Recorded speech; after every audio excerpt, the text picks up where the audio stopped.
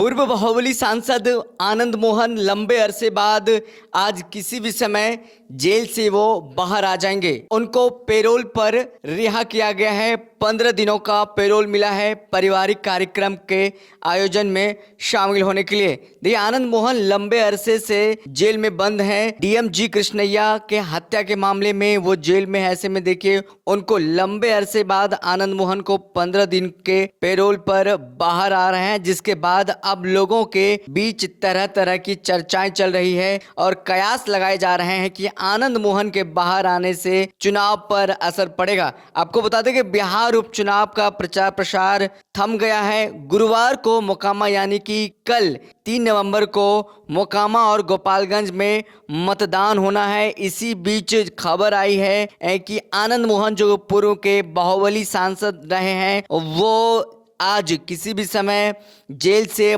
बाहर आ सकते हैं और इसको लेकर के जो उनके वोटर्स हैं, जो उनके समर्थक हैं, वो बहुत उत्साहित हैं। और इसके बाद लगातार ये बातें सामने आ रही है। राजपूत जो समाज है, राजपूत के नेता कहे जाते हैं, राजपूत वोटर कहीं ना कहीं इससे खुश होगा और भाजपा को इसमें झटका लग सकता है और महागठबंधन के पक्ष में ये मामला सामने देखने को मिल सकता है। तो देखिए, पूर्व सांसद आनंद मोहन बुधवार को यानी कि आज जेल से बाहर आएंगे। बता दें कि आनंद मोहन गोपालगंज के तत्कालीन डीएम की हत्या के मामले में जेल में बंद है। उनकी पत्नी लवली आनंद और बेटे चेतन आनंद राजद में ही है। चेतन आनंद राजद के विधायक हैं। वहीं गोपालगंज और मोकामा में गुरुवार यानी 3 नवंबर को मतदान होना है। अब लोगों के बीच आनंद मोहन को बाहर आना चर्चा का विषय बना हुआ है। बता दें, आनंद मोहन राजपूत बिरादरी से आते हैं। एक बड़ा तबका उनका समर्थक भी है, जो लगातार पिछले कई महीनों से उनकी रिहाई की मांग करता आया है। गोपालगंज और मोकामा की सीट पर मतदान होना है। बता दें कि ये दोनों सीट ऐसी हैं जिसमें सवर्ण वोटर की बड़ी भूमिका रहती है। राजपूत वोटर भी यहाँ चुनाव में बड़ा फैक्टर बनते हैं। हालांकि इस मुद्दे पर लोग अलग अलग राय रखते हैं। कुछ लोगों का कहना है कि आनंद मोहन अचानक से उस समय सुर्खियों में आ गए जब एक दिन बाद मतदान होना है। इसका असर मतदान पर दिख सकता है।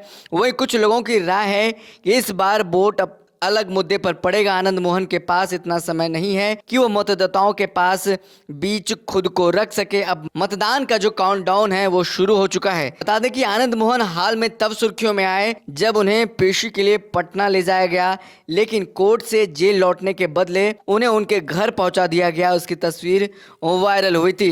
वायरल होने के बाद देखिए, कई पुलिसकर्मी पर कार्रवाई भी हुई थी। ऐसे में अब बड़ा बात ये देखने को मिल रहा है कि आनंद मोहन अब जेल से रिहा हो गए हैं। 15 दिनों का इनको पेरोल पर रिहा किया गया है। ऐसे में अब क्या मामले निकल करके सामने आते हैं। और चेतन आनंद जो उनके बेटे हैं, राजद में विधायक हैं और लगातार वो अपने पिता को जेल से रिहा करने को लेकर के सरकार से मांग करते रहे हैं। कई बार अपने समाज के साथ वो आवाज़ उठाते रहे हैं और राजपूत बिरादरी से आने वाले आनंद मोहन को लेकर उनके जो समर्थक हैं, वो लगातार कोशिश उनकी रही है कि उनको जल्दी से जल्दी रिहा किया जाए।